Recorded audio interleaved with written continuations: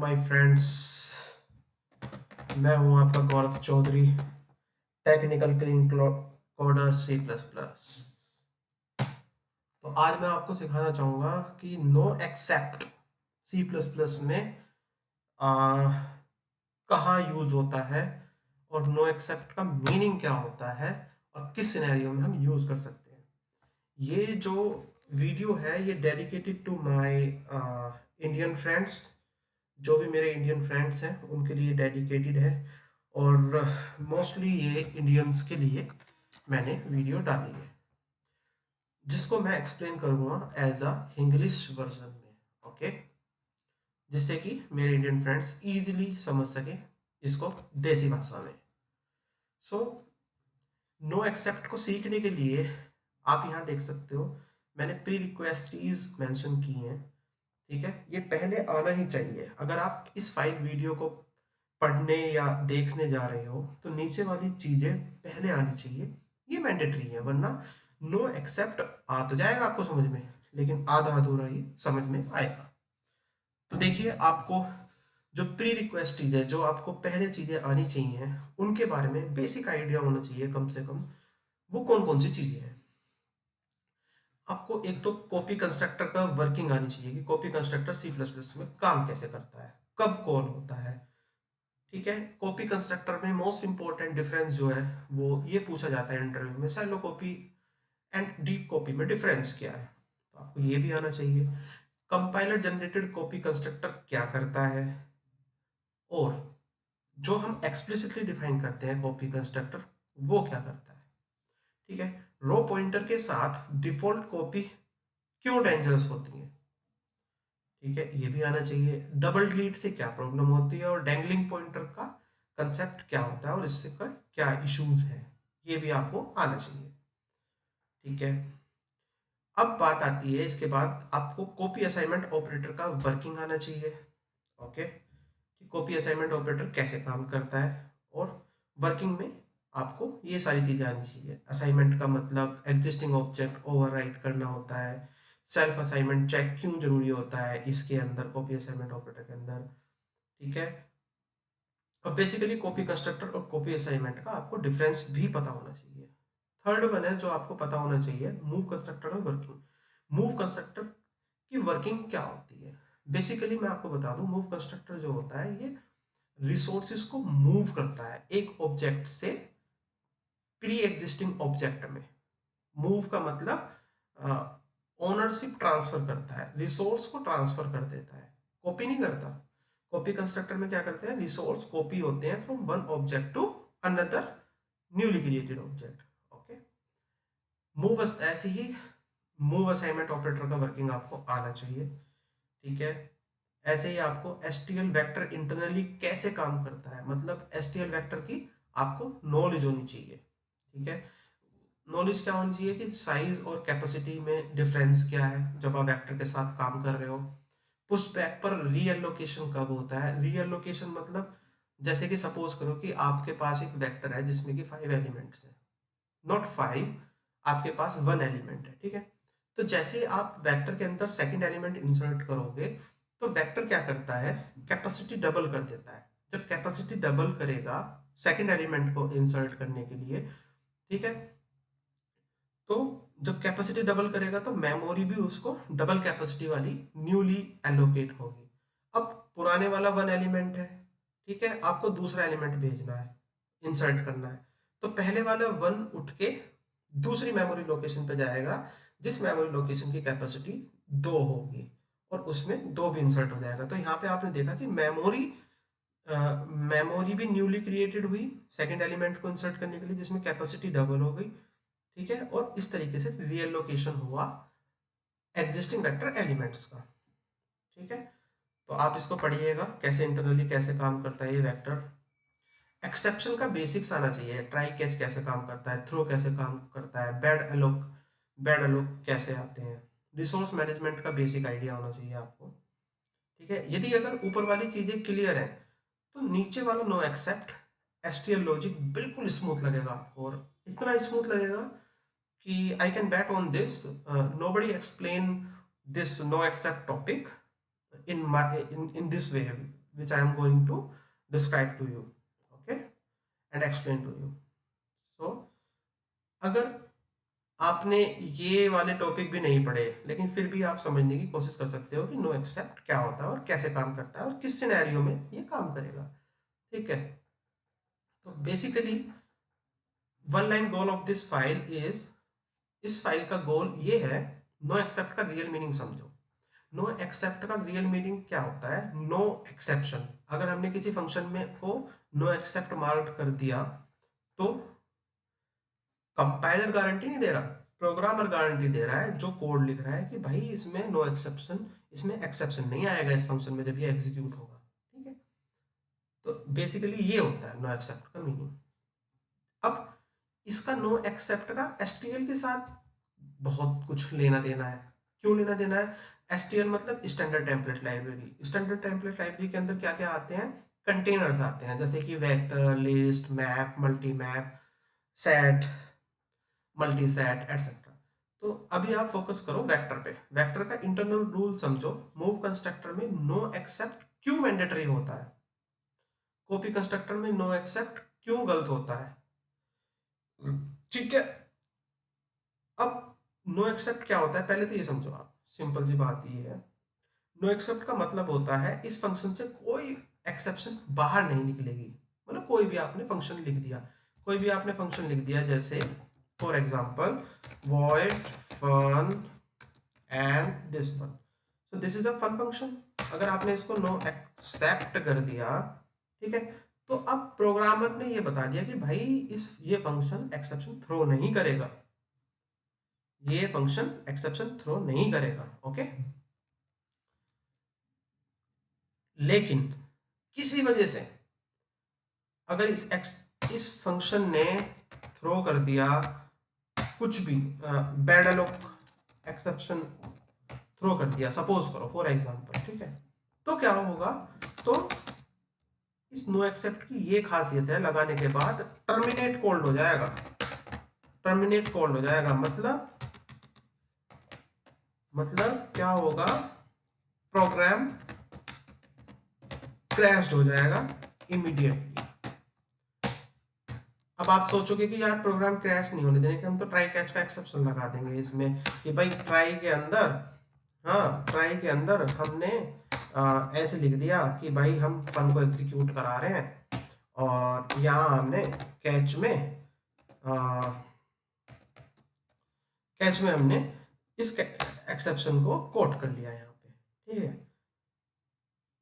तो अब मैं आपको बता दूं, इस केस में ट्राई कैच भी काम नहीं करेगा, टर्मिनेट कोल्ड होगा ही होगा। मतलब जैसे ही एक्सेप्शन आई इस void fun noexcept function में, टर्मिनेट कोल्ड हो जाएगा इमीडिएटली। तो एक बात ये समझने वाली है, ठीक है।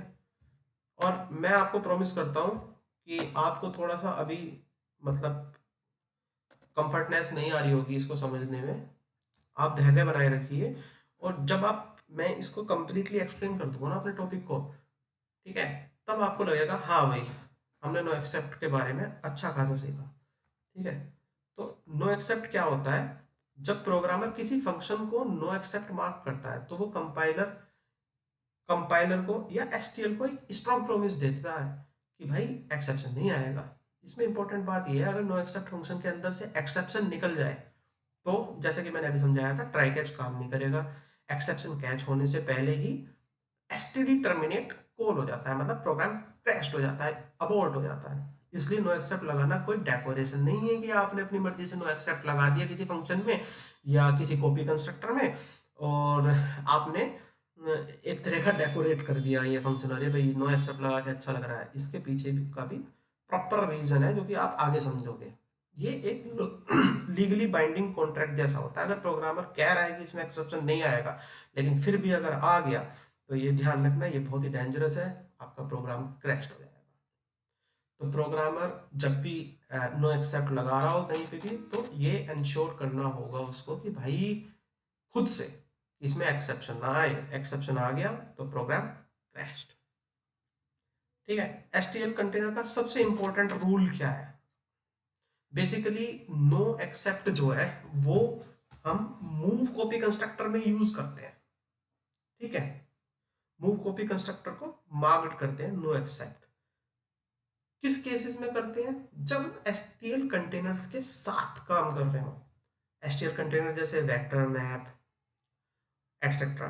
एक्सेप्शन सेफ्टी फॉलो करते हैं। सबसे क्रिटिकल जगह होती है वेक्टर रीएलोकेशन।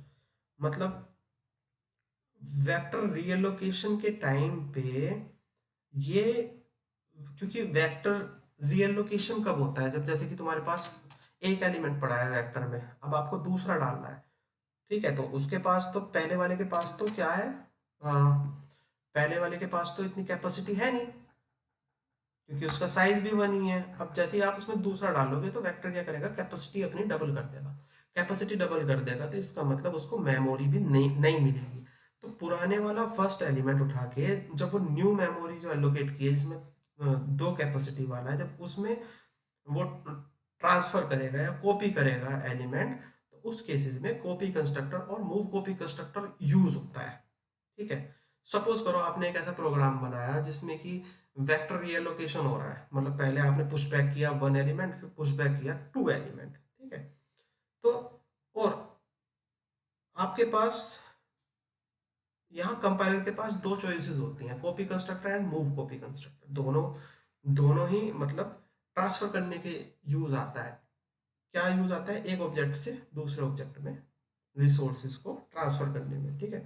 तो यहाँ पे क्या होता है, एसटीएल कंटेनर क्या कहता है कि भाई अगर move copy constructor noexcept है तो मैं पहली प्रेफरेंस मूव कॉपी कंस्ट्रक्टर को दूंगा, कॉपी कंस्ट्रक्टर को नहीं दूंगा। ऐसा क्यों? क्योंकि भाई मूव कॉपी कंस्ट्रक्टर में हम ट्रांसफर करते हैं ओनरशिप, और कॉपी कंस्ट्रक्टर में कॉपी होता है एक कंटेनर से दूसरे कंटेनर में, एक वेक्टर कंटेनर से दूसरे वेक्टर कंटेनर में, ठीक है। तो जो मूव ऑपरेशन जो होते हैं वो फास्ट होते हैं और परफॉर्मेंस वाइज भी बेस्ट होते हैं in comparison to using copy constructor. तो मूव कंस्ट्रक्टर को प्रीफरेंस देता है ये वेक्टर कंटेनर्स, ठीक है। लेकिन अब प्रीफरेंस देगा तभी जब वो move copy constructor noexcept हो, ठीक है। तो बात करते हैं वेक्टर रीएलोकेशन क्या होता है। अब मैंने आपको कई बार समझा दिया है, जब वेक्टर की कैपेसिटी फुल हो जाती है और नया एलिमेंट ऐड करना होता है, ठीक है, तब वेक्टर नई बड़ी मेमोरी एलोकेट करता है, पुराने एलिमेंट को नई मेमोरी में ट्रांसफर करता है, पुरानी मेमोरी फ्री करता है, नया एलिमेंट इंसर्ट करता है। इसी प्रोसेस को रीएलोकेशन कहते हैं। रीएलोकेशन के टाइम वेक्टर के पास दो ऑप्शन होते हैं पुराने एलिमेंट को नए मेमोरी में ले जाने के लिए, option one copy constructor, option two move move copy constructor. STL का डिसीजन रूल क्या होता है? भाई अब वेक्टर को रीएलोकेट करने हैं एलिमेंट्स, ठीक है, और कंपाइलर उसको दो पॉसिबिलिटी देता है, भाई कॉपी कंस्ट्रक्टर भी है मेरे पास, मूव कंस्ट्रक्टर भी है, कौन सा यूज करूं, ठीक है। तो एसटीएल का इंटरनल लॉजिक क्या होता है? मूव फास्ट होता है एक्चुअली, जो हम मूव ऑपरेशंस करते हैं वो फास्ट होता है। फास्ट क्यों होता है? क्योंकि इसके अंदर ट्रांस ओनरशिप ट्रांसफर होती है। और कॉपी स्लो क्यों होता है? इसके अंदर एक कंटेनर से दूसरे कंटेनर में जब आप रीएलोकेशन करते हो तो डाटा कॉपी होता है, इसमें मूव नहीं होता है। इसलिए एसटीएल बोलता है मूव तभी यूज करूंगा जब तुम गारंटी दो कि मूव कॉपी कंस्ट्रक्टर को नो एक्सेप्ट बनाओगे, तभी मैं मूव कॉपी कंस्ट्रक्टर चलाऊंगा, वरना मैं कॉपी कंस्ट्रक्टर ही चलाऊंगा, ठीक है। तो रूल बोलता है अगर मूव कंस्ट्रक्टर नो एक्सेप्ट है, वेक्टर मूव यूज करेगा, वरना वेक्टर कॉपी यूज करेगा। अब एक प्रॉब्लम केस समझते हैं कि भाई मैंने इतनी लंबी चौड़ी तुम्हें स्टोरी समझाई ऊपर वाली, ठीक है। तो अब एक ये प्रॉब्लम समझते हैं कि मूव है पर नो एक्सेप्ट नहीं है, मतलब मूव कॉपी कंस्ट्रक्टर भी है इस प्रोग्राम में बिलो वाले में, ठीक है, और जो वो है पर वो नो एक्सेप्ट है, और ठीक है। तो प्रॉब्लम केस समझते हैं कि भाई प्रॉब्लम क्या होती है अगर मैं नो एक्सेप्ट ना लगाऊं मूव कॉपी कंस्ट्रक्टर में, तो प्रॉब्लम क्या हो जाएगी भाई, मुझे तो ये समझ में नहीं आ रहा साला, लगाने से क्या दिक्कत है और ना लगाने से क्या दिक्कत है नो एक्सेप्ट को मूव कॉपी कंस्ट्रक्टर पे। तो आप यहाँ पे देख सकते हो एक क्लास है जिसका नाम है ए नो नो एक्सेप्ट मूव। ये एक सिंपल क्लास का नाम है, इससे डरिए मत, ठीक है। पब्लिक पब्लिकली डिफाइंड एक डिफॉल्ट कंस्ट्रक्टर, इसके बाद मैंने कॉपी कंस्ट्रक्टर डिफाइन कर रखा है जो कि मैंने डिसेबल कर रखा है। उसके बाद मैंने क्या कर रखा है, मूव को अवेलेबल कर रखा है, बट मूव कॉपी कंस्ट्रक्टर यहाँ पे ये डिफाइन कर रखा है, लेकिन ये तुम देख रहे हो नो एक्सेप्ट है। ठीक है, मैंने मेन फंक्शन में से सिंपली एक वेक्टर बनाया जिसके अंदर मैंने टेम्पलेट क्लास टाइप दिया, इस क्लास का नाम, और वेक्टर का नाम दे दिया वी। यहाँ वी, यहाँ वेक्टर रीएलोकेशन के टाइम बोलेगा मूव रिस्की है। मूव रिस्की क्यों है? क्योंकि तुमने यार नो एक्सेप्ट तो दिया ही नहीं इसको move copy constructor. Copy try करो ना। एसटीएल तो यही बोलता है जब एसटीएल के साथ काम कर रहे हो और कॉपी कंस्ट्रक्टर और मूव कॉपी कंस्ट्रक्टर दोनों अवेलेबल है, तो एसटीएल क्या बोलेगा कि भाई मैं तो मूव कॉपी कंस्ट्रक्टर को प्रेफरेंस दूंगा, लेकिन वो नो एक्सेप्ट होना चाहिए। लेकिन यहाँ आप देख रहे हो नो एक्सेप्ट तो है ही नहीं, तो क्या करेगा? कंपाइलर प्रेफरेंस देगा किसको? कॉपी कंस्ट्रक्टर को। अब तुमने कॉपी कंस्ट्रक्टर देखा, तुमने इक्वल टू डिलीट कर रखा है, डिसेबल कर रखा है। ठीक है, अब क्या होगा? मूव कॉपी कंस्ट्रक्टर चलेगा नहीं क्योंकि ये नॉट नो एक्सेप्ट है, और कॉपी कंस्ट्रक्टर डिसेबल कर रखा है। तो इस केस में क्या होगा? क्या होगा बताइए? कंपाइलर एरर होगा, आपको मिलेगा कंपाइलर एरर। ओके, इसमें कॉपी डिसेबल्ड है तो कोई प्रॉब्लम नहीं होगी, ये मानना गलत है। अगर ये डिसेबल्ड है तो कंपाइलर एरर देगा। ठीक है, क्योंकि मूव कॉपी कंस्ट्रक्टर को प्रेफरेंस नहीं देगा क्योंकि आपने नो एक्सेप्ट मार्क नहीं करा। कॉपी कंस्ट्रक्टर को ढूंढेगा, वो डिसेबल्ड है, तो जिसकी वजह से एरर आ जाएगा। ठीक है, इसमें ये रीजन मैंने दे रखा है, एसटीएल तुमसे पूछता नहीं, एसटीएल अपना सेफ्टी रूल फॉलो करता है। अगर मूव रिस्की लगा, in case of not mark noexcept, copy try करेगा। इफ कॉपी डिसेबल्ड है, then you will get the compilation error. So in this program you will get the compilation error. पर भाई अब मेरा जो ये है जी प्लस प्लस कंपाइलर है, ठीक है, अब मैं इसमें ना इसी कोड को रन करता हूँ, कर देता हूँ। अब मैं इसमें अगर इसको रन किया तो आपने देखा मूव कॉपी कंस्ट्रक्टर कॉल्ड हो गया। आप तो कहोगे यार तुम्हारी बात तो ये गलत निकल गई, ये प्रॉब्लम केस कैसे हो गया? जी प्लस प्लस में तो ये कंपाइल हो गया और इसने तो मूव कंस्ट्रक्टर को ही कॉल कर लिया, ऐसा क्यों? ऐसा इसलिए, बहुत इंपॉर्टेंट बात है, क्योंकि जो library STD C plus plus G plus plus internally use करता है, वो इस तरीके से यूज करता है कि move if noexcept, move use करो यदि नो एक्सेप्ट हो, अगर नहीं है तो मत यूज करो। if move is if move is no accept or copy is not available, use move। लेकिन यहाँ तो मूव नो एक्सेप्ट है ही नहीं, तब भी इसने मूव कर लिया, एल्स यूज कॉपी। इसलिए जी प्लस प्लस कभी कभी मूव को यूज कर लेता है इवन जब नो एक्सेप्ट नहीं होता। बेसिकली कुछ कंपाइलर्स फॉलो कर लेते हैं, मतलब मूव कॉपी कंस्ट्रक्टर चला देते हैं जब कॉपी कंस्ट्रक्टर डिसेबल्ड हो। मूव कॉपी कंस्ट्रक्टर वो वाला जो कि नो एक्सेप्ट हो, क्योंकि उसके पास कोई चारा ही नहीं होता चलाने के लिए। जी प्लस प्लस में तो ऐसे ही होता है। लेकिन but Microsoft visual studio code जो होता है, एमएसवीसी जो है, एसटीएल बहुत स्ट्रिक्ट होता है उसमें, और स्ट्रिक्ट होने की वजह से एमएसवीसी में अगर ये कोड आप कंपाइल करोगे तो definitely you will get the compilation error. ठीक है, अब अब आपने देखा, अब आप देखोगे, अब आप, ये तो हो गया प्रॉब्लमेटिक केस समझने के लिए। ठीक है, मैं इसको कमेंटेड आउट कर देता हूं। अब चलते हैं जिस केस में प्रॉब्लम ना हो, हमने मूव को नो एक्सेप्ट यूज कर रखा है और कॉपी कंस्ट्रक्टर को डिसेबल्ड कर रखा है और वेक्टर रीअलोकेशन करेगा। तो इसमें एक क्लास ये है A with no exception, with noexcept move, मतलब ये क्लास का नाम है। पब्लिकली हमने एक डिफॉल्ट कंस्ट्रक्टर बना रखा है, ये कॉपी कंस्ट्रक्टर है जो कि मैंने डिसेबल कर रखा है, ये मूव कॉपी कंस्ट्रक्टर है, लेकिन यहाँ पे मैंने नो एक्सेप्ट इसमें मार्क्ड कर रखा है मूव कॉपी कंस्ट्रक्टर को। तो जब यहाँ पे वेक्टर बना, वेक्टर बनने के बाद मैंने पुशबैक किया, इसमें पुशबैक किया। ठीक है, पुशबैक किया, क्या किया, एक ऑब्जेक्ट इसका बना के, इस वाली क्लास का। ठीक है, तो जैसे ही रियल लोकेशन होगा तो वो कंपाइलर दो चीज प्रोवाइड करेगा, copy constructor and move copy constructor. STL का रूल क्या कहता है, मूव कॉपी कंस्ट्रक्टर को सबसे पहले प्रीफरेंस दो यदि वो नो एक्सेप्ट है। हाँ भाई नो एक्सेप्ट है तो इसको प्रीफरेंस पहले मिलेगी, तो इसलिए मूव कॉपी कंस्ट्रक्टर चल जाएगा। अब मूव कॉपी कंस्ट्रक्टर चल जाएगा तो इस केस में कोई प्रॉब्लम ही नहीं है, ठीक है, क्योंकि आपने नो एक्सेप्ट मार्क कर रखा है। अब आपके दिमाग में एक बात आ रही होगी, नहीं आ रही होगी तो बाद में आएगी जब आप इस प्रोग्राम को समझ लोगे टिल दिस लाइन। ओके, आपके दिमाग में ये बात आ रही होगी, यार इस बंदे ने कॉपी कंस्ट्रक्टर और मूव कॉपी कंस्ट्रक्टर और मूव कॉपी कंस्ट्रक्टर में नो एक्सेप्ट लगाया। भाई मूव कॉपी असाइनमेंट ऑपरेटर भी तो होता है, उसमें भी तो हम नो एक्सेप्ट लगाना चाहिए जब हम मूव वाली चीजों में नो एक्सेप्ट लगा रहे हैं। हाँ, इस कंफ्यूजन को दूर करते हैं। मूव कंस्ट्रक्टर को नो एक्सेप्ट बनाना पड़ता है, तो क्या मूव असाइनमेंट को भी बनाना पड़ेगा? आंसर है मैंडेटरी नहीं, बट तुम बना रहे हो तो गुड प्रैक्टिस है। मैंडेटरी क्यों नहीं है, उसका रीजन ये है कि वेक्टर इंटरनली सिर्फ मूव कॉपी कंस्ट्रक्टर यूज करता है। Vector internally